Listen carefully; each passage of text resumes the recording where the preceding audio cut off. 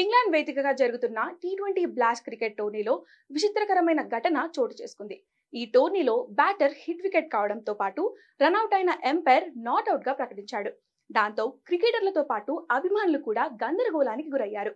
Umpire ఘోర తప్పిదం చేశాడని భావించారు. కానీ ఎంపైర్ మాత్రం రూల్స్ ప్రకారమే ఈ నిర్ణయం తీసుకున్నానని స్పష్టం చేశాడు. ఎంసీసీ 31.7 రూల్ ప్రకారం బ్యాట్స్మెన్ ను నాట్అవుట్ గా ప్రకటించానని వివరణ ఇచ్చాడు.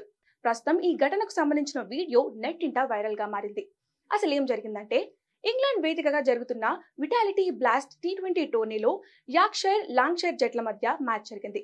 ఈ మ్యాచ్ లో యార్క్షైర్ జట్టుకు ప్రాతినిధ్యం వహించిన Pakistan batter Shan Masood Lancashire bowler వేసిన 15వ ఓవర్లో హిట్ వికెట్ అయ్యాడు.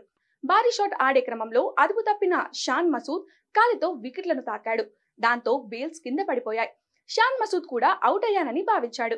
కానీ అదే సమయంలో ఎంపైర్ నో బాల్ గా గ్రీన్ సిగ్నల్ ఇవ్వగా నాన్ స్ట్రైకర్ లో ఉన్న జో రూట్ రన్ కోసం వచ్చాడు. కానీ హిట్ వికెట్ అయ్యానని భావించిన షాన్ మసూద్ పరిగెత్తలేదు. అప్పటికే బంతిని అందుకున్న ఫీల్డర్లు వికెట్లను గిరిటేశారు. దాంతో మసూద్ అవుట్ అయ్యాడని అంతా భావించారు.